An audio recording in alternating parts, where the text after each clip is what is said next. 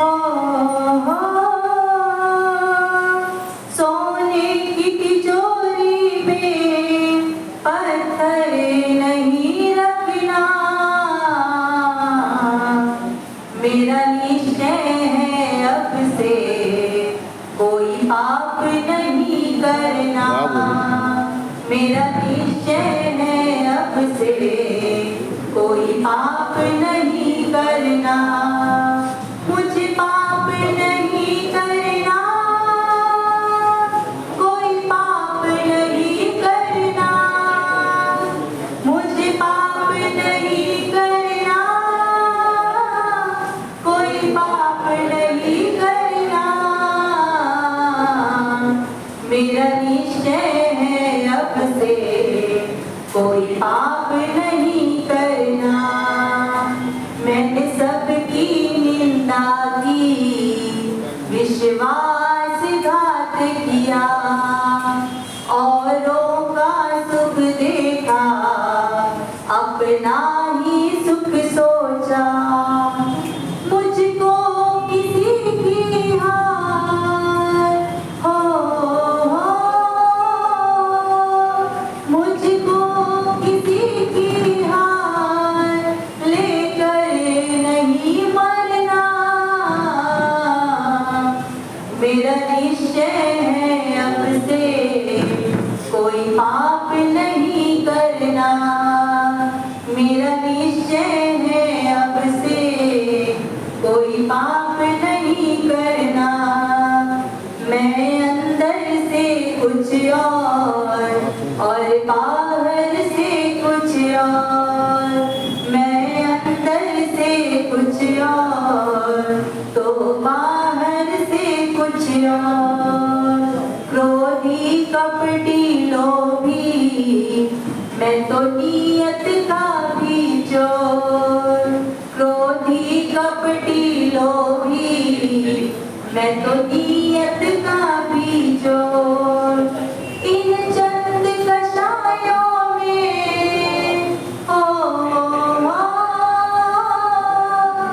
इन चंद कषायों में मुझे और नहीं फंसना, मेरा निश्चय है अब से कोई पाप नहीं करना, मेरा निश्चय है अब से कोई पाप नहीं करना। सोने की तिजोरी में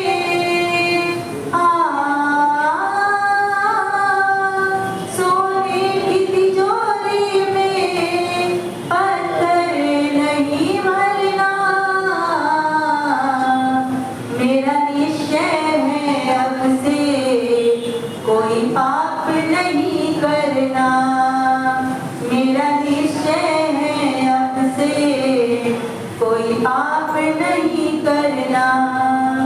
मुझ में है क्रोध भरा अभिमान का पुतला, मुझ में है क्रोध भरा अभिमान का पुतला, माया घेरी मुझको मैं तो लोभ में डूबा, माया घेरी मुझको मैं तो लोभ में डूबा, इस कर्म के दलदल में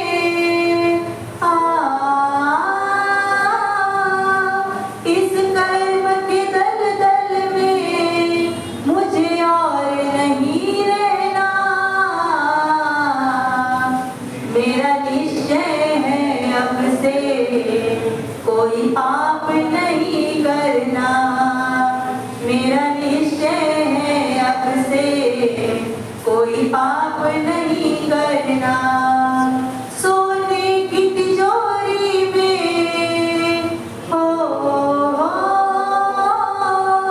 सोने की तिजोरी में पत्थर नहीं भरना,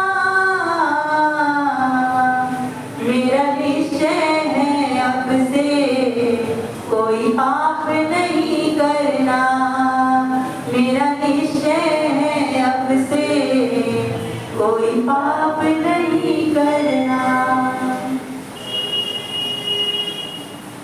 अल्पश्रुतं श्रुतवतां परिहासकामः त्वद्भक्तिरेव मुखरि कुरुते बलान् यत्कोकिलमदो मधुरं विरोधि तच्चारुचाम्रकलिता निकरे करेतु। धर्मप्रेमी बंधुओं, माताओं एवं बहनों, आ गया आ गया आ गया। कौन आ गया?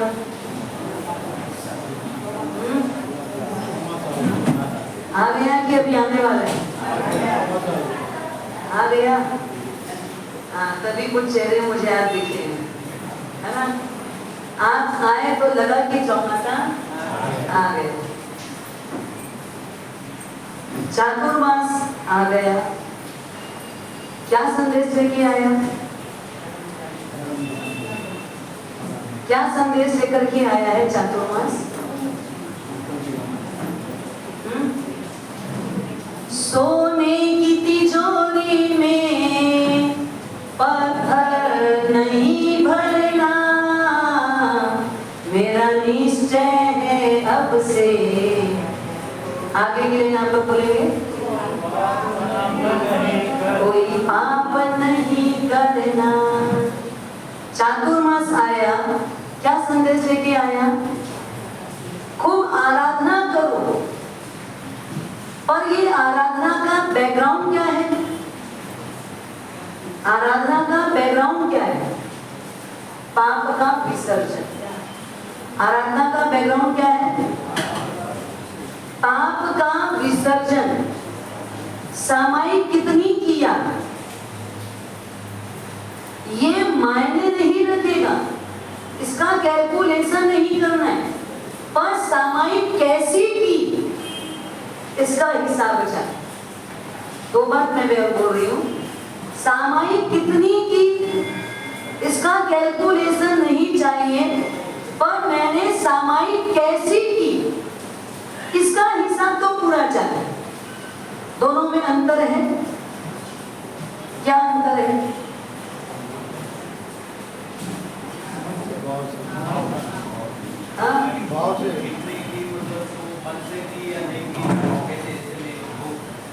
क्वालिटी। अंतर क्या है? क्वालिटी का। 5 सामायिक करता हूं रोज, एक में भी चित्त स्थिर नहीं, एक में भी मन उससे जुड़ता नहीं है, एक भी सामायिक में 1 मिनट के लिए भी वो स्थिर नहीं रहता है, तो वो सामायिक की जरूर आप कुछ फायदा मिल भी सकता होगा, कुछ अच्छा होता भी होगा, कुछ आपको उसका बेनिफिट होगा, पर जैसी चाहिए वैसी अगर करें तो, जैसी चाहिए वैसी अगर करें तो उसका बेनिफिट पूर्ण रूप से हो। एक बच्चा स्कूल जाता है, डेली जाता है, एक दिन भी गैप नहीं करता है, उसको स्कूल से एक दिन की भी छुट्टी नहीं चाहिए। कितनी भी बारिश होती है, अगर आज बस नहीं आ पाई तो पापा छोड़ने चलो, डेली जाता है। लास्ट मोमेंट में जब उसका रिजल्ट आता है, पास नहीं हो, अच्छे नंबर की बात तो बहुत दूर है, पास भी नहीं हो पाता, तो उस बच्चे को आप क्या बोलोगे? क्या बोलोगे? डेली जाता है, एक भी दिन नहीं छोड़ता है, कितना भी घर में फंक्शन रहे आप रोको तो रुकता नहीं है, डेली रूटीन से जाने वाला, पर लास्ट में अगर एग्जाम दिया और पास नहीं हुआ तो आप उसको क्या बोलते? क्या बोलते? उसका जाना सही है, उसका जाना कुछ सफल हुआ, उसका रोज रूटीन से स्कूल जाना कुछ काम आया? हाँ, काम आया क्या? आपका ₹1,00,000 लगा लेकिन वो निकला नहीं, वो निकला नहीं, तो आपका यूज हुआ कि नहीं हुआ पैसा? आपको वैसे बच्चे अच्छे लगते हैं कि नहीं? आपका ही बेटा है, अपना ही बेटा है, पर वो 1 साल नहीं, एक ही क्लास में 3 साल हो गया, वही की वही हालत है। अब चौथे साल तो स्कूल वाले नहीं मिले, और आज की तो अच्छी स्कूल 1 साल में निकाल देती। आज जितनी अच्छी कॉन्वेंट स्कूल जिसको आप अच्छा बोलते हो, पढ़ाई के लेवल से अच्छा बोलते हो, उन स्कूलों में तो रिजल्ट सब कैसा चाहिए? पासिंग मार्क्स वाला भी नहीं चाहिए, वहाँ तो कैसा चाहिए? सब 90 ऊपर वाला चाहिए, हाँ 90 अबव वाला चाहिए। पर हमारा धर्म स्थान कैसा है? पासिंग भी चलते, फेलवर भी चलते, चलते ना? हाँ कितने साल हो गए एक ही क्लास में पढ़ते पढ़ते, एक ही क्लास में पढ़ते पढ़ते अब तक कितने साल निकल गए आपके, और सदगुरु सहन करते जाए। आप माँ बाप अपने बच्चों को सहन नहीं करते, और गुरु भगवान सहन करते जाए, भगवान सहन करते जाए। मेरा ये बच्चा है, कोई बात नहीं, आखिर तो अपना है ना भाई, चलाना पड़ेगा, चलाते जाएंगे। बैकग्राउंड चातुर्मास आया है, संदेश लाया है, धर्म करो, ये तो है ही, पर धर्म किस लिए करना? धर्म किस लिए करना? पाप छोड़ने के लक्ष्य क्या हो? पाप का विसर्जन करना है, पाप छोड़ना है। क्योंकि हमको जो परेशान कर रहा है वो कौन है? पाप है। जो दुखी कर रहा है वो कौन है? पाप है। इसलिए मेरा एक ही निश्चय है, अब मुझे कोई पाप, बोलो ना आप लोग, अब मुझे कोई पाप, जोर से बोलो, पीछे वाले इधर उधर नहीं देखेंगे। अब मुझे कोई पाप अच्छे से, चातुर्मास लग गया है, आज का एक नया संकल्प, नई प्रभात, नई रोशनी, नई ऊर्जा के साथ क्या संकल्प करना है? अब मुझे कोई पाप नहीं करना है। पाप नहीं करना भी अलग मैटर है, पहले उसको समझना पड़ेगा कि ये भी पाप है। यही नहीं समझेंगे तो पाप नहीं करना है का गीत गाने से भी काम नहीं होगा। होगा क्या? पाप नहीं करना है, पाप नहीं करना है, अगर हम ये बोलेंगे तो इस गीत से कोई काम होगा क्या? काम होगा क्या?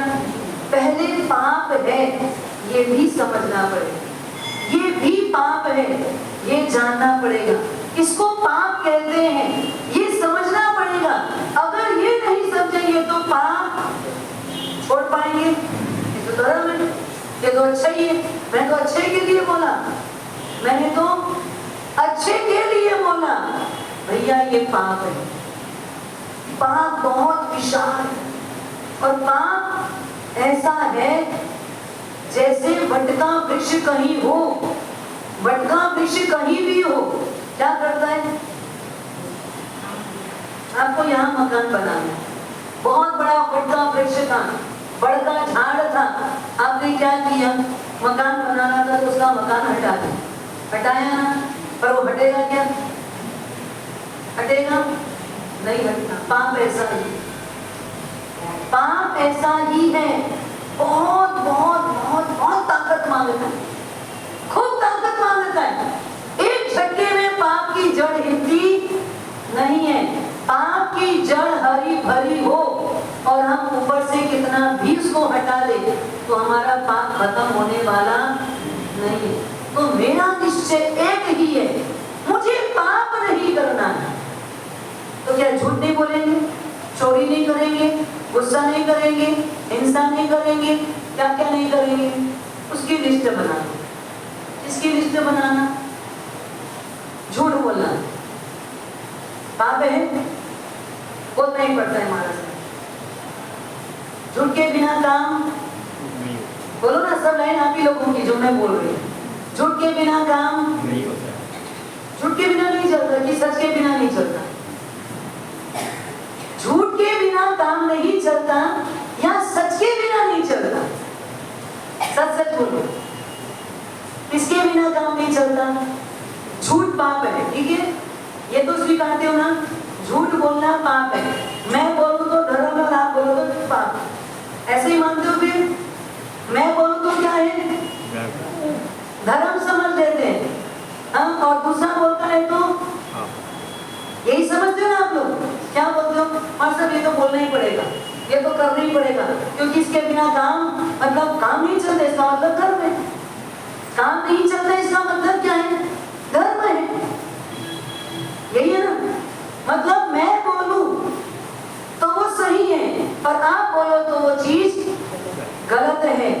झूठ पाप है, झूठ के बिना नहीं चलता, ऐसा बोलना भी झूठ है, ठीक है।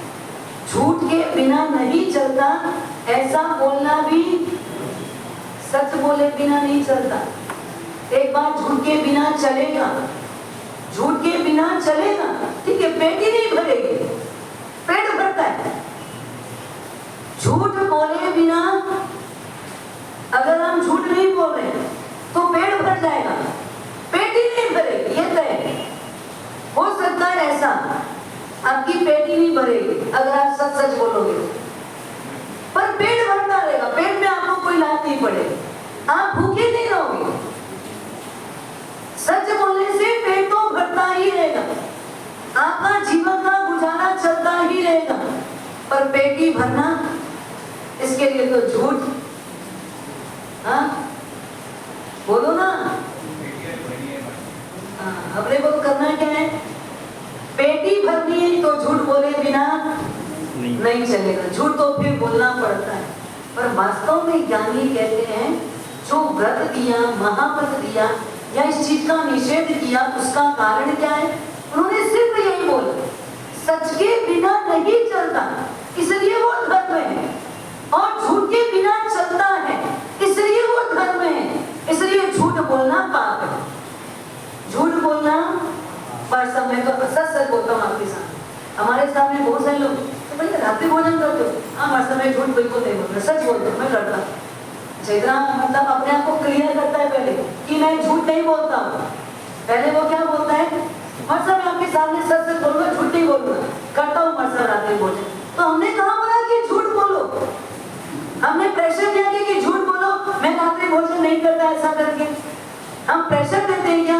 नहीं मर सब आपके सामने झूठ नहीं बोलूंगा, हम बोल ही नहीं आपको झूठ बोले, जो है सच ही बोलो ना, सच बोलो। और सच भी कैसा बोलना, ये भी तो पता होगा आपको, सच कैसा बोलना।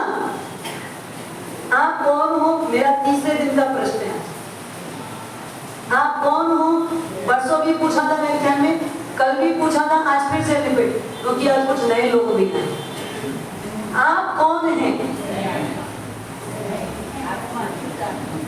शुद्ध आत्मा हूं।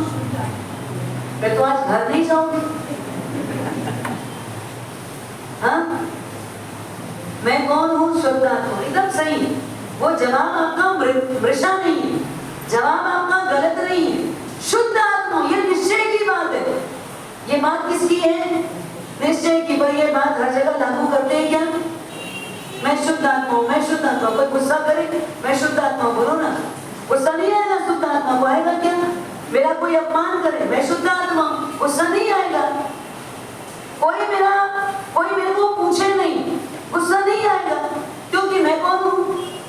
यहाँ लगाना शुद्ध आत्मा, कहाँ लगाना है? यहाँ सब जगह लगाना है शुद्ध आत्मा। जहां जहां अपनी अपेक्षाएं टूटती हो, वहां क्या लगाना? मैं शुद्ध आत्मा हूं। जहां जहां आपकी अपेक्षा भंग हो, वहां क्या लगाना? मैं शुद्ध आत्मा हूं, मैं शुद्ध आत्मा हूं। वहां आपका बराबर ये पॉइंट चलना चाहिए। बाकी अभी अपन कौन है? धर्म।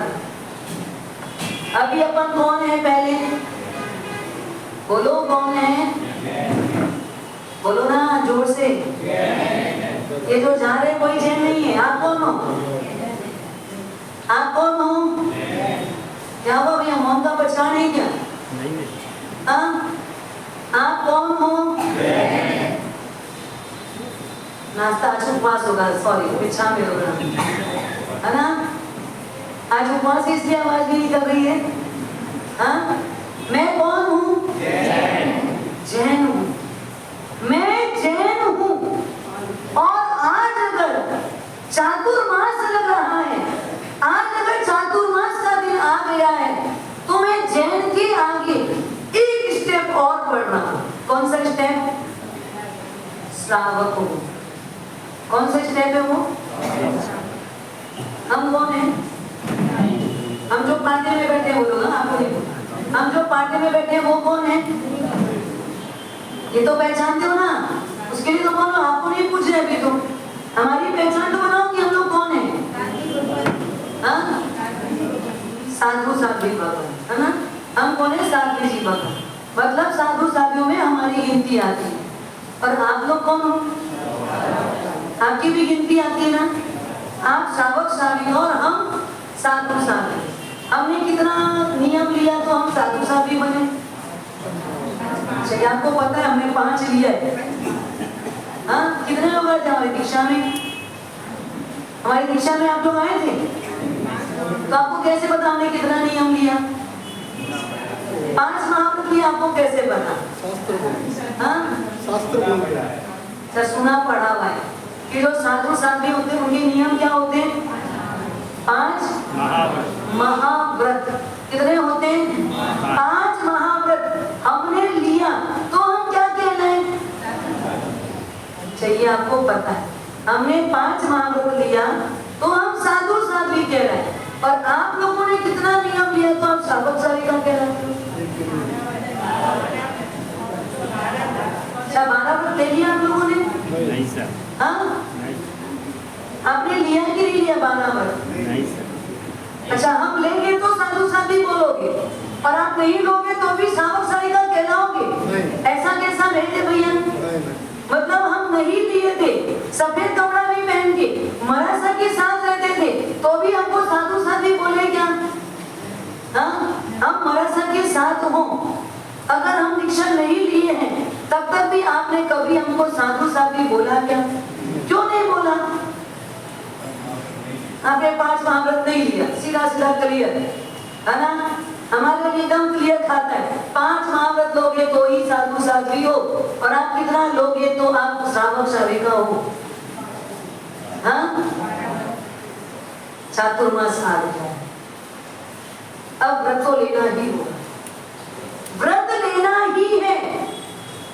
श्रावक की भूमिका व्रतधारी ही होता है।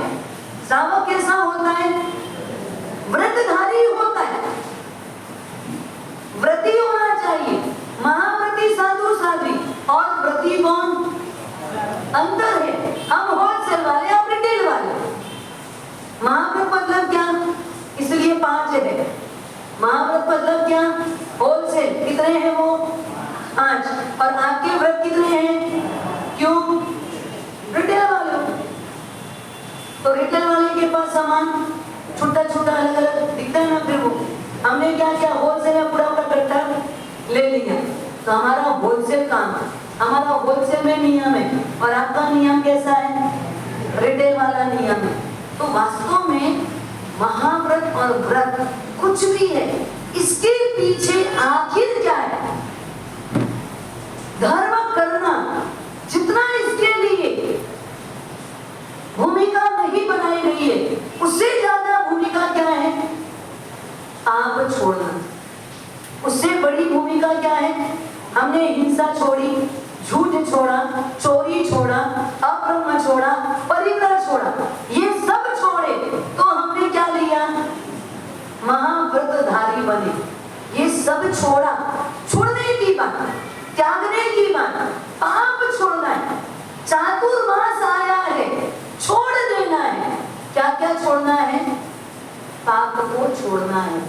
एक किसान ये चातुर्मास आने से पहले क्या कर लेता है?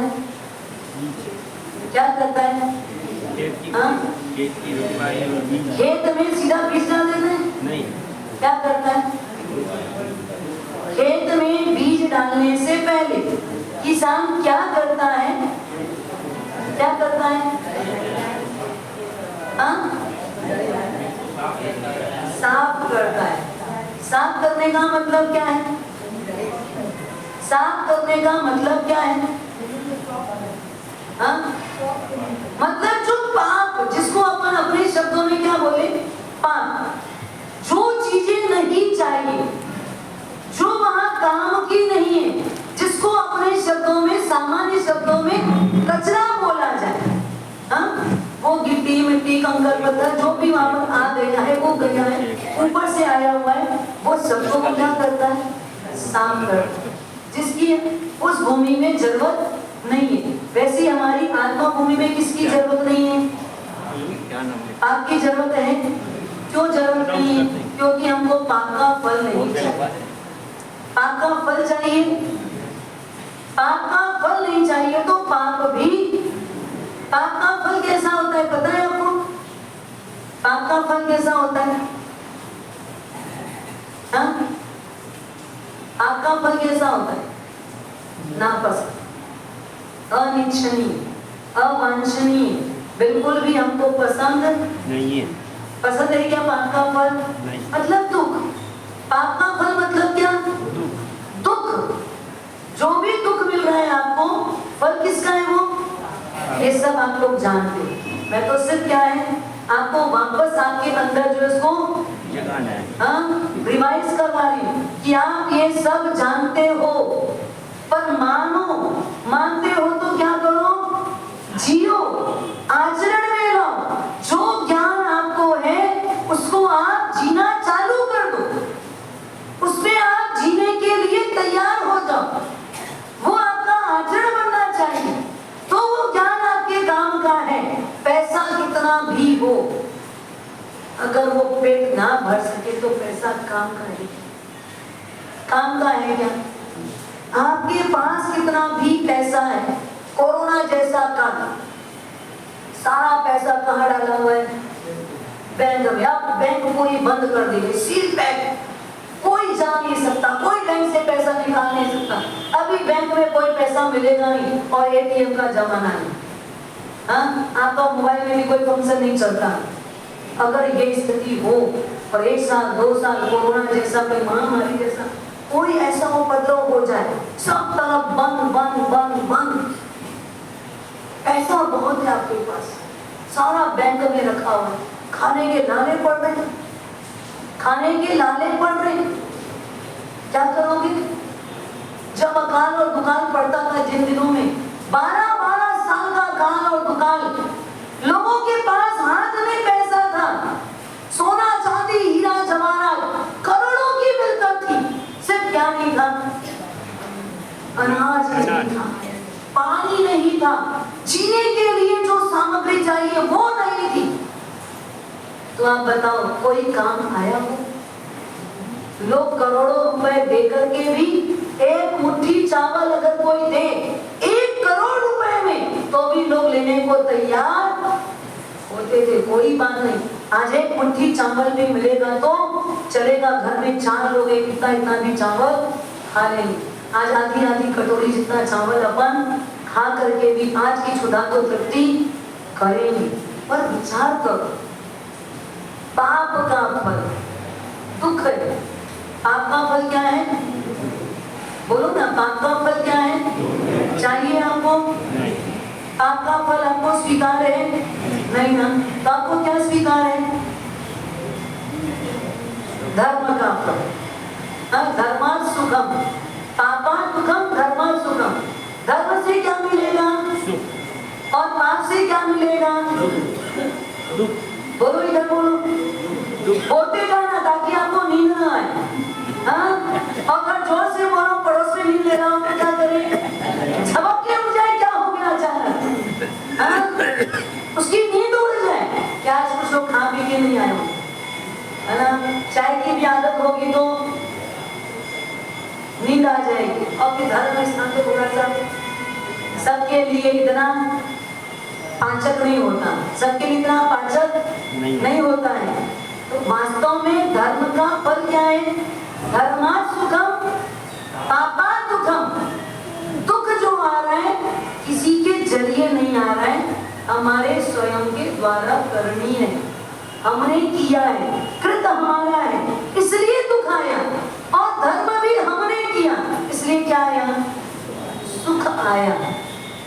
धर्म करोगे तो क्या मिलेगा? क्या मिलेगा? कौन सा सुख मिलेगा? धर्म करोगे तो सुख मिलेगा। कौन सा सुख मिलेगा? अच्छा, वही चाहते हो क्या? हाँ, वही चाहते हो? डायरेक्ट बात करते भाई लोग तो हाई लेवल के लोग हैं। आत्मा का सुख चाहिए। हमारे साथ भूख लगे तो क्या सोचेंगे? आत्मा को भूख नहीं लगती है, आत्मा को भोजन नहीं चाहिए, आत्मा को खाने का नहीं चाहिए। सोचेंगे क्या? सोचेंगे? हाँ, तो क्या चाहिए बोलो? सुख चाहिए, सब सुख चाहिए। पहले तो साधना करने के लिए अनुकूल शरीर भी चाहिए, अच्छा मन भी चाहिए, अच्छे विचार आए वैसा अपना दिमाग भी चाहिए, सब अच्छा कर सके वैसा भी यहाँ भी चाहिए। और ये सुख बढ़ते बढ़ते बढ़ते बढ़ते हमको निरंतर किधर लेके जाए? आत्मिक सुख की ओर लेके जाए। वही सुख हमको चाहिए। सुख भी चाहिए तो कौन सी क्वालिटी का? सुख भी चाहिए तो कौन सी क्वालिटी का? जो सुख दुख ना दे और जो सुख आनंद में परिवर्तित हो जाए। जो सुख दुख न दे और जो सुख क्या करे? आनंद में परिवर्तित हो जाए। हमको सुख कौन सा चाहिए? दो कैटेगरी। एक सुख दुख दे जाता है और एक सुख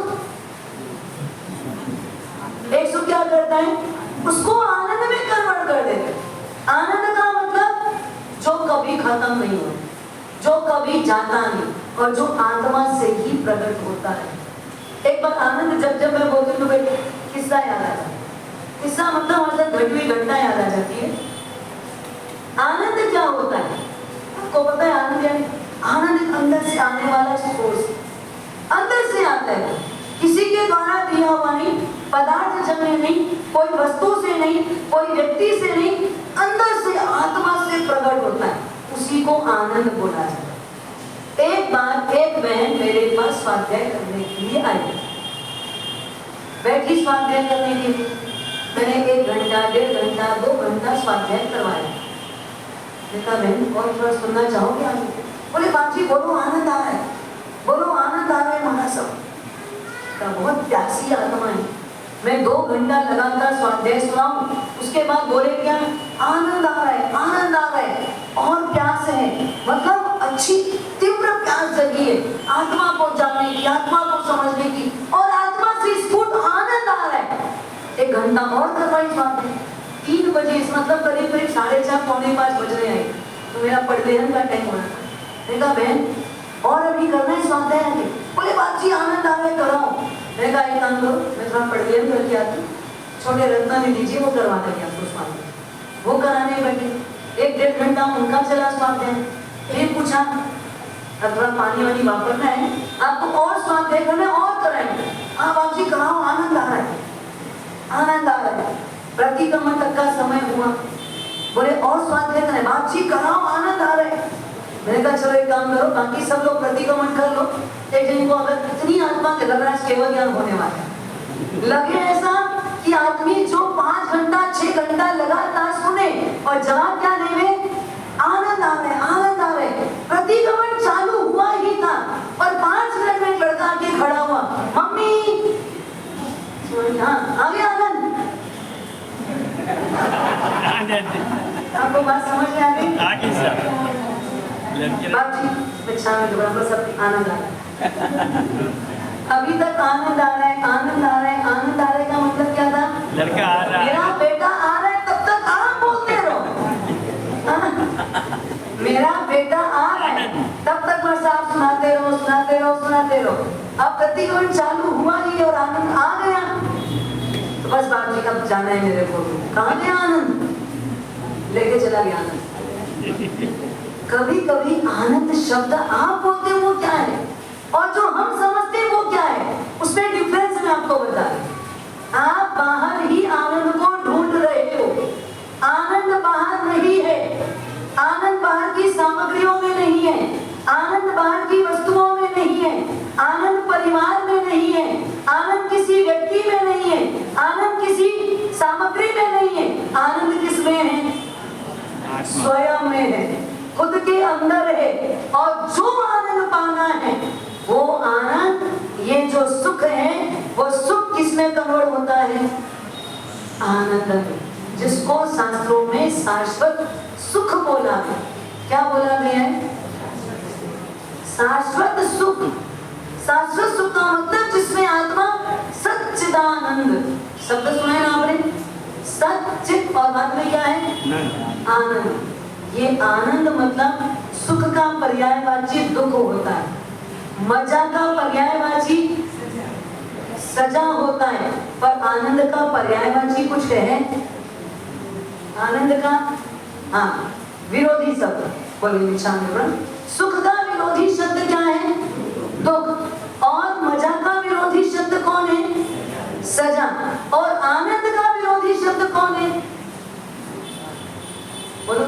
हर्ष का विषाद है, आनंद का विरोधी कौन है? नहीं है कोई भी। क्यों नहीं है? क्योंकि वो अपने आप में परिपूर्ण है। आनंद जो है वो क्या है? परिपूर्ण है, वो आत्मा से आने वाला है, उसका कोई विरोधी है ही नहीं। सुख जब जब आता है तो दुख देके चला जाता है, मजा आ जाता है तो सजा मिल जाती है, हर्ष आता है तो विषाद लेके आता है, तो धूप छांव जैसा ये सब चलता है, लेकिन आनंद का विलोम कोई भी नहीं, आनंद का अपोजिट कोई नहीं है। क्यों नहीं है? क्योंकि उसका स्रोत कहां से है? वो प्रस्फुटन कहां से होता है? आत्मा से होता है। तो आपको सुख कैसा चाहिए? सुख कैसा चाहिए? अरे बोल लो ना, नहीं भी चाहिए तो एक बार हाँ देखो, हमेशा ध्यान रखना, पसंद हमेशा ऊंची रखना, सोच हमेशा ऊंची रखना। चाहिए कि नहीं चाहिए, आप प्राप्त कर सकोगे कि नहीं प्राप्त कर सकोगे, पर मेरा ध्येय, मेरा लक्ष्य एकदम टॉप लेवल का है। जब लेवल आपका टॉप वाला होगा तो आज नहीं तो कल, कल नहीं तो परसों, धीरे धीरे धीरे धीरे अपने टॉप लेवल को प्राप्त करने के लिए कभी ना कभी, कोई ना कोई समय आपका कदम आगे बढ़ेगा ही बढ़ेगा। पर आपकी सोच ही कितनी है? बस मतलब कुछ नहीं है। इस साल आप इतना आशीर्वाद दे दो कि मेरा जो शेयर मार्केट है ना वो डाउन नहीं है, मतलब हमारा जो बाजार अभी मंदा है ना वो थोड़ी तरक्की में आ जाए, ऐसा आशीर्वाद बरसा दो। ये बारिश जैसे हो रही ना, हमारा बाजार वैसा ही चले। भैया ये आशीर्वाद देके क्या करोगे? क्या करोगे? ये आशीर्वाद काम आएगा क्या? ये आशीर्वाद से मिलने वाली चीज काम आएगी क्या? हाँ, ये कितना काम आएगा? ये कितना काम आएगा? बस जितना बढ़ेगा उतना हाँ परेशान करेगा, जितना बढ़ेगा उतना क्या करेगा? पहले किसी के घर के सामने डॉग नहीं होता था क्या? अब क्या होता है? अब तो चलो बॉम्बे में तो डॉग की प्रथा भी थोड़ी कम हो गई। क्यों कम हो गई? वैसे भी मुझे बॉम्बे में ना कुत्ते कम दिखते, बिल्ली ज्यादा दिखती। हाँ, बॉम्बे में तो जब से एंट्री की ना कुत्ता कम दिखता है और बिल्ली ज्यादा दिखती है। यहाँ डॉग की प्रथा कम क्यों है? हाँ, क्योंकि बंगले नहीं है ना, बंगला नहीं, और जिसके यहाँ बंगला है उसका तो हाँ उसको सब रखना पड़ेगा। गेट में एक वॉचमैन भी बैठाना पड़ेगा और साथ में एक डॉगी भी पालना पड़ेगा। उसके बाद भी गेट का दरवाजा बंद रखना पड़ेगा और गेट में लिखना क्या पड़ेगा? अभी हमारे छत्तीसगढ़ में यही सब, हम जिधर रहते ना उधर ये सब है। कुत्तों से सावधान, क्या लिखना पड़ता है? अंदर है कि नहीं ये बात अलग है, अंदर है कि नहीं ये बात अलग है। अब कुत्ता शब्द भी बोलो तो अच्छा नहीं लगता, कुत्ते को भी कुत्ता बोलो तो अच्छा नहीं लगता है। हमारे छोटे छोटे साथी जी, हमारे डीओजी साहब होते हैं, क्या बोलते हैं? डीओजी साहब। एक घर में बड़े छोटे मोटे सब चले गए और ऐसे ही गेट में वॉचमैन बैठा था। उसको पूछा, भैया डीओजी साहब तो नहीं अंदर है ना? है ना? अरे डीओजी साहब है क्या? है ना? है ना? अंदर है कि साहब इधर? अरे हम पूछ क्या रहे हैं? डीओजी साहब है कि नहीं है?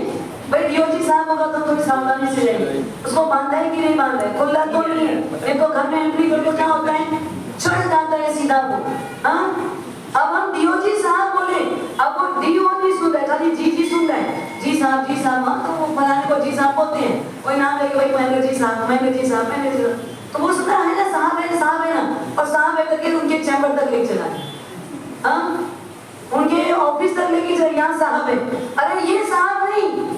हमने किस साहब को पूछा, उसको भी तो इज्जत से बुलाओ, डीओजी साहब आपके घर की रखवाली करता है, पर ये रगड़ा क्यों पड़ा, ये रगड़ा क्यों पड़ा?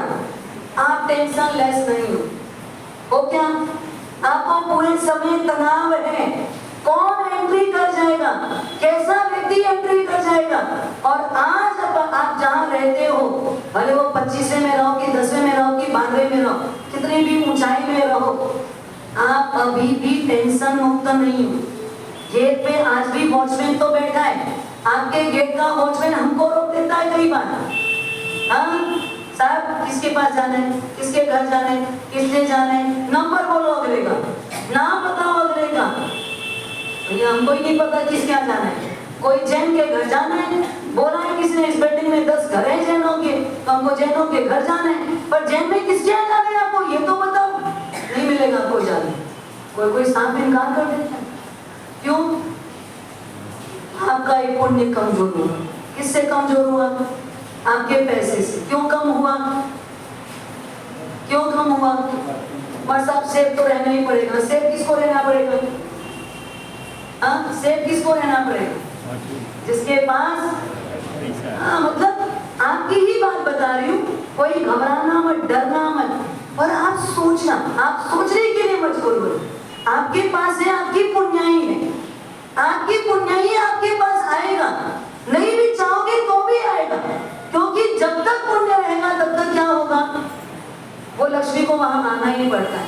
लक्ष्मी पुण्य से बंधी हुई है, इसलिए आपको सब व्यवस्था आनी पड़ेगी, रखनी भी पड़ेगी, पर आपके अंदर से आवाज आए, ये पाप भी करवाता है, ये पाप भी करवाता है, इससे पाप भी आता है, ये पाप का बाप है। ये कौन है? ये पाप का बाप है, इसलिए मुझे बचना है। ये चातुर्मास आया है, पैसा कमाओ नहीं, ऐसा नहीं बोलता। हमारे यहाँ पर 4 पुरुषार्थ, आपको पता है कौन कौन से 4 पुरुषार्थ है? कौन बताएगा? भगवान महावीर के ग्रंथों के आधार पे, शास्त्रों के आधार पे पुरुषार्थ 4 प्रकार के। कौन कौन से पुरुषार्थ हैं? बोलो। धर्म, करेक्ट। पहली आवाज भाइयों से आ रही, श्रावक भी हमारे यहाँ आज थोड़े ज्ञान वाले हैं। धर्म, अर्थ, काम और मोक्ष, ये 4 पुरुषार्थ। पहला है धर्म, आखिरी है मोक्ष। क्लियर बोलो, 4 नाम याद है क्या? धर्म, अर्थ, काम और मोक्ष। एक बार बोलो सभी लोग, धर्म, अर्थ, काम, मोक्ष। ये 4 पुरुषार्थ भगवान महावीर ने बताए। क्योंकि उन्होंने 2 धर्म का निरूपण किया, एक श्रावक धर्म और एक साधु धर्म। 2 धर्म भी तो 2 बताया ना, साधु धर्म भी बताया, श्रावक धर्म भी बताया। इसलिए तो हमारे हम लोग दीक्षा ले रहे हैं। क्या बोलोगे? भगवान ने बताया तो उसमें भी तो किसी को रहना पड़ेगा, हाँ? इसलिए हम लोग दीक्षा नहीं ले रहे। ऐसा करके अपने आप को बचाने की कोशिश नहीं करना, ये तो ठगने की बात है, ये माया की बात है, ये अपने आप को छलने की बात है कि मैं दीक्षा क्यों नहीं ले रहा हूँ। क्योंकि हमारे साथ भगवान ने क्या शावक जीवन भी बताया है, तो कोई तो शावक लगेंगे ना, कोई तो शावक चाहिएगा ना। इसलिए हम लोग किस भूमिका में हैं? शावक की। हाँ, इसलिए हम शावक की भूमिका में। धर्म, अर्थ, काम और मोक्ष। धर्म और लास्ट क्या है? मोक्ष। बीच में क्या दिया? काम और अर्थ और काम। ये दोनों से मुक्ति यानी मोक्ष। धर्म करो और लक्ष्य कहाँ का बनाओ? मोक्ष। मोक्ष। हमारा धर्म चलता रहे और हमारा लक्ष्य क्या हो? मोक्ष। मोक्ष। कमाऊंगा तो कैसा?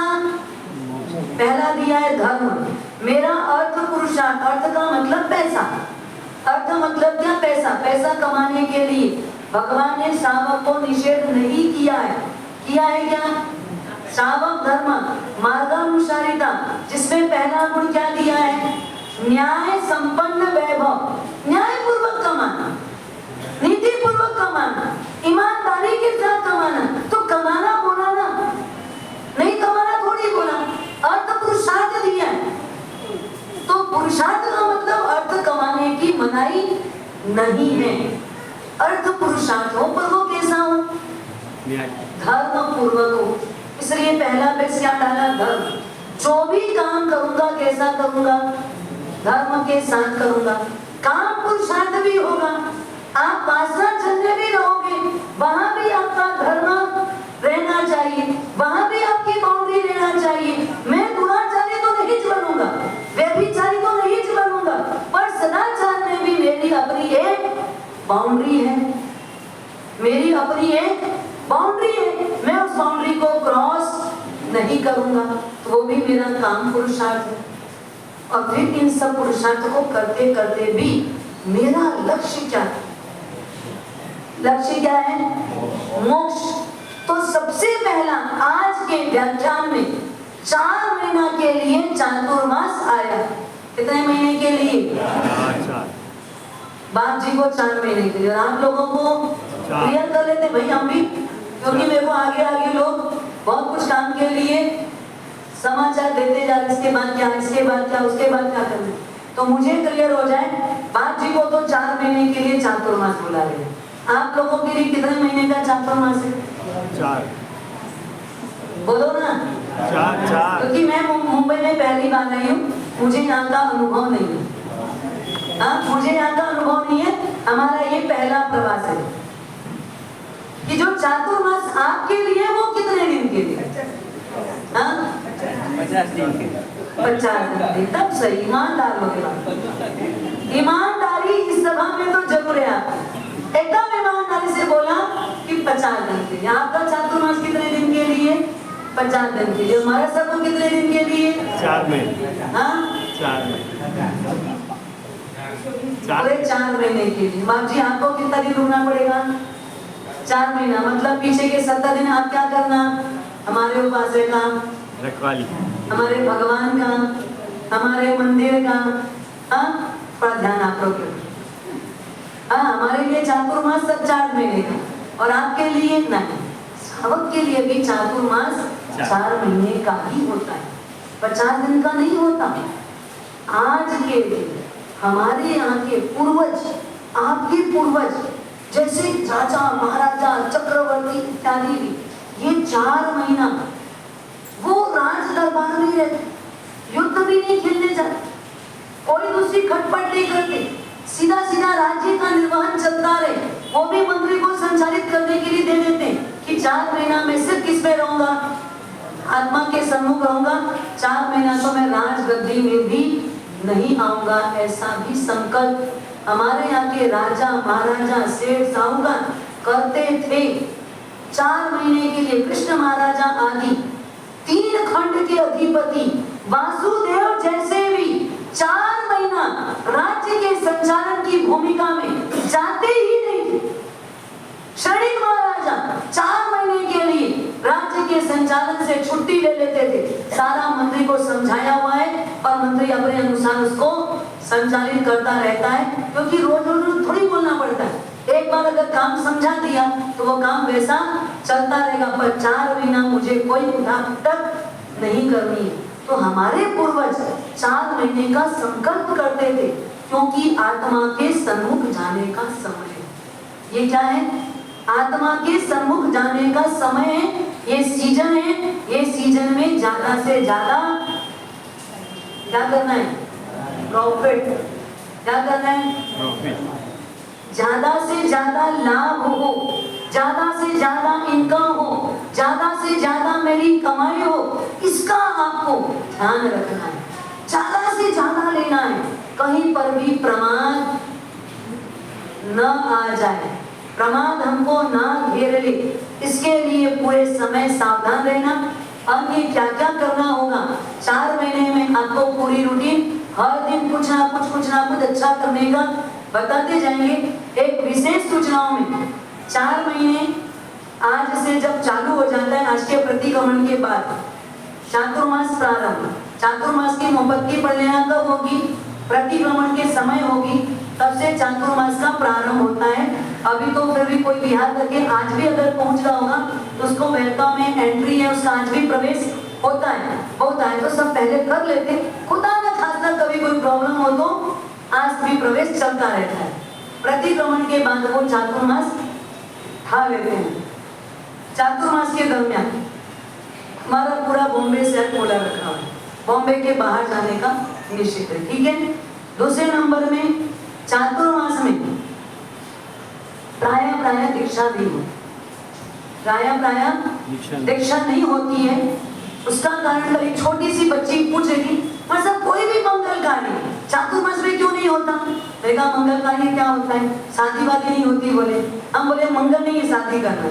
अरे माँ साहब जो करता है उसके लिए तो मंगल है ना, जो करता है उसके लिए। लड़कियां थी अनमैरिड थी, 11वीं 12वीं क्लास की लड़कियां होगी वो, जो करता है उसके तो मंगल है ना, फिर चातुर्मास उसका मुहूर्त क्यों नहीं लगता। मैंने कहा ये सीजन सिर्फ धर्म करने की है, इसलिए बाकी सारे सांसारिक सारे व्यवहार बंद कर दिए जाते हैं ताकि सब लोग ज्यादा से ज्यादा धर्म करें। तो दीक्षा तो धर्म है, फिर वो क्यों नहीं होता, क्यों नहीं होता। दीक्षा का मुहूर्त नहीं आता क्या, मुहूर्त तो आता है, पर अब जो हमारा ट्रेंड जिस प्रकार का चलता है उसमें क्या होता है, लोगों का आवागमन ये सब चीजें ज्यादा होती है, तो उसके चलते इन दिनों में वो मुहूर्त भी थोड़ा सा ब्रेक लगा दिया जाता है। कोई उत्कृष्ट भाव वाला आ जाए तो उसको खड़े दम भी दीक्षा दे दे। उत्कृष्ट भाव वाला अगर कोई आएगा तो उसको दीक्षा मिल सकती है, उसकी ही मात्र दीक्षा हो सकती है। अपने यहाँ पर हमारे समुदाय के नायक खड़तरगछ अभी जिसके नाम पे चल रहा है, वो समुदाय नायक का नाम क्या है, सुख सागर जी महाराज साहब। इनकी दीक्षा तो हुई थी चातुर्मास में हुई। सुख सागर जी महाराज साहब की दीक्षा चातुर्मास में हुई है। तो ऐसा कोई उत्कृष्ट भाव वाला आता है तो उनकी दीक्षा चातुर्मास में होती है, बाकी दीक्षाएं बंद है। तो आप लोग ये बात को ध्यान रखना, अगर आपके घर की बहन बेटी बच्चे बच्चियां कोई भी आए तो आप घबराना मत कि महाराज साहब आज नहीं आज किसी को दीक्षित कर देंगे। आप भेजो, आराम से भेजो। अभी हम 4 महीना आप लोगों के बच्चों को दीक्षा नहीं देंगे, ठीक है। और आप में से किसी का एकदम उत्कृष्ट भाव आ जाए तो आपके परिवार की साक्षी में आपको दीक्षा देंगे, अंदर में रात को दीक्षा नहीं देंगे। हाँ, लोग रात को सोने से डरते क्यों, रात को महाराज लोग कुछ ओखा घुमाते हैं। रात को महाराज लोग क्या करते हैं, मतलब हमारे पास रात किसके लिए आती, तंत्र मंत्र जंतर के लिए, पर हम लोग बिल्कुल कुछ नहीं जानते, एकदम नहीं बता रहे। हम लोग इस प्रकार की कोई भी चीज जानते नहीं है कि हम आपके बच्चों को टाइम बे टाइम बुला करके कुछ अपनी ओर आकर्षित कर लेंगे। तो वो विद्याएं हमारे पास नहीं अगर हो तो मैं दिन दहाड़े भी आपको यहीं पर बैठे बैठे भी वो तो किसी को किया है, बड़ी पब्लिक के बीच भी किया जा सकता है। अगर आए तो मैं पहले आपको ही कर दूं ना, बच्चों से पहले माँ बाप को कर लिया जाए, क्योंकि माँ बाप अंडर में हो जाएंगे तो बच्चों को तो छोड़ेंगे पर वो क्रिया नहीं आती, वो विधि नहीं आती। और गुरु महाराज ने निषेध किया, सब सीखना नहीं अपने को अपन साधु है, इसलिए हमारे गुरु महाराज ने सीखने हमको दिया है। 4 महीना चातुर्मास में पानी आदि का कारण, जैसे हम प्रतिक्रमण में बता देते हैं और बहुत सारे लोग प्रतिक्रमण में आते नहीं है, कुछ आएंगे और कुछ छूट जाएंगे। 4 महीने चातुर्मास में गर्म पानी पीने वालों के लिए 2 बार पानी गर्म करना पड़ता है। 1 बार करो 2 बार करो। जब भी पानी गर्म होके आग से दूर होगा तब से लेकर 9 घंटा ही पानी चलता है। अग्नि से जब वो स्पर्श दूर किया, अग्नि के स्पर्श से पानी दूर हो गया, उसके बाद वो पानी कितना देर चलेगा, 9 घंटा ही चलता है। उसके बाद वो पानी कच्चे में चला जाता है, मतलब वापस वो कच्चा पानी की गिनती में आ जाता है। वैसे हमारे यहाँ पर मेवे आदि का क्या, सिर्फ बादाम भी कौन सी, जो अभी फोड़ो और अभी खाओ, वो ही बादाम मात्र चलती, बाकी कोई भी ड्राई फ्रूट नहीं चलता है। पत्तियों में ये तो हमारा पिछले 4 महीने से त्याग चल रहा है। आप लोग नहीं त्याग करते हो तो अब क्या करना है इसके लिए बता दें। भाजी पत्ती में किसी भी नीम पत्ती को छोड़ के बाकी सभी प्रकार की पत्तियां बंद हो जाती है। 4 महीने चातुर्मास में काम नहीं आती है। जो होली से पहले सुखाई हुई होती है वो काम आती है, पर हम मना करते हैं उसको। और बॉम्बे वाले तो कभी भी यूज मत करते। क्यों? क्योंकि आपके यहाँ की जो हवा है वो थोड़ी नमी ज्यादा रहती है, और वैसे भी चातुर्मास में हर जगह भी नमी रहती है। तो चातुर्मास के दिनों में बाकी सूखी पत्तियां भी खानी नहीं चाहिए, वो भी घर में सुखाई हुई हो उसके लिए। बाजार की तो सूखी खानी ही नहीं, क्योंकि वो कोई भी नहीं सुखा देते, वो कभी भी सुखा देते। और कामली का मतलब सामायिक पोषण आदि में हो तो खुले आकाश में जाना हो तो 6 घड़ी कामली का काल है। मतलब सूर्यास्त से 6 घड़ी पहले से लेकर के पूरी रात, और दूसरे दिन का प्रातः होने के बाद सूर्योदय से आगे कितना 6 घड़ी, और 2 घड़ी की एक सामयिक होती है। तो 3 सामयिक के काल तक बिना कामली ओढ़े बाहर।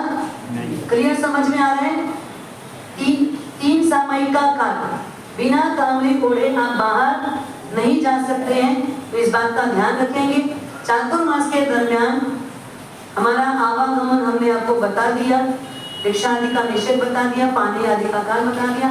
आटा आदि जो होता है, बना हुआ प्रसाद आदि है, वो 10-12 दिन से ज्यादा नहीं चलता है। मुंबई में तो और जितना कम रखो उतना आवश्यक है, क्योंकि जैसा जहाँ का मौसम होता है उसके अनुसार उसमें वैसा वैसा बदलाव आता है। अब इस चातुर्मास में आप कौन सा सूत्र सुनना चाहोगे? व्याख्यान में कोई कंटिन्यूटी में रखे या कभी कुछ ऐसा चला है? ये एक सूत्र रखे जो कंटिन्यूटी धारा प्रवाह चलता रहे। हाँ, तो कम से कम एक सूत्र का नाम तो आपको याद हो जाएगा। हम ये सूत्र सुने हुए, हाँ, हमने ये सूत्र सुना है। कौन सा सूत्र सुनना है? उत्तराजन सर। हाँ, उत्तराजन सुनना है। ठीक है, चलो आपको और किसी को सबको उत्तराजन सुनना है, बोलो। ठीक है, तो इस बार चातुर्मास में हम आपको उत्तराजन सूत्र सुनाएंगे। जो परमात्मा की वाणी एकदम आखिरी में भगवान निर्वाण के नजदीक समय में भगवान ने आखिरी समय में उत्तरायण सूत्र सुनाया था। वो उत्तरायण सूत्र का पारायण इस चातुर्मास के दरमियान दूज से चालू होगा।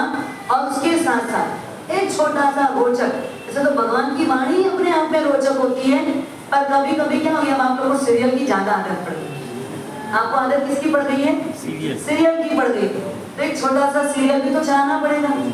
हाँ, वो सीरियल चलेगा उदयभान वीरभान का।